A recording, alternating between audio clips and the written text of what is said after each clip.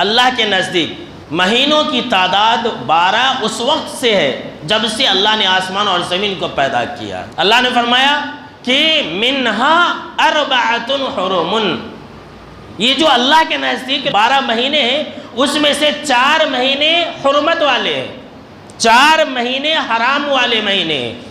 کون سے 4 مہینے؟ صحیح بخاری کی حدیث کی روشنی میں ذی القعدہ، ذی الحجہ، محرم، اور پھر بیچ میں ایک آتا ہے رجب کا مہینہ۔ یہ حرمت والے مہینے کب سے ہیں؟ جب سے اللہ نے آسمان اور زمین کو پیدا کیا ہے۔ یہ جو محرم کا مہینہ ہے یہ بہت ہی عظیم مہینہ ہے، بہت ہی بابرکت مہینہ ہے، یہ منحوس مہینہ نہیں ہے۔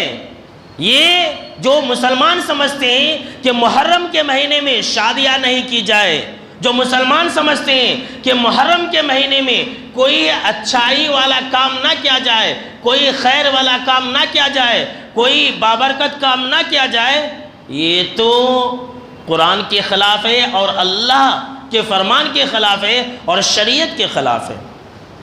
اللہ نے اسے بابرکت بنایا ہے، اتنا عظیم بنایا ہے، اتنا عظیم بنایا ہے کہ اللہ نے کیا کہا جانتے ہیں؟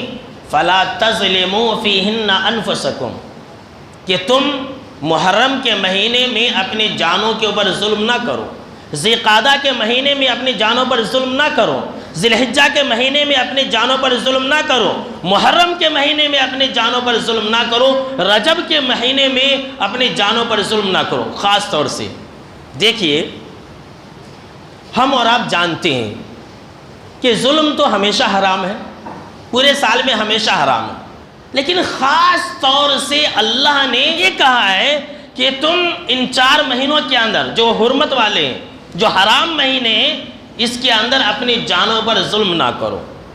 جبکہ ظلم تو 12 مہینے کبھی بھی حرام ہے، لیکن اللہ نے 4 مہینے کا خاص طور سے ذکر کیا ہے۔ عبداللہ بن عباس رضی اللہ تعالیٰ عنہ نے یہ کہا کہ ان 4 مہینوں کے اندر جو گناہ ہے اور اس کی جو سزا ہے وہ ڈبل کر دی جاتی ہے، بڑھا دی جاتی ہے۔ اللہ اکبر، اللہ کے پناہ۔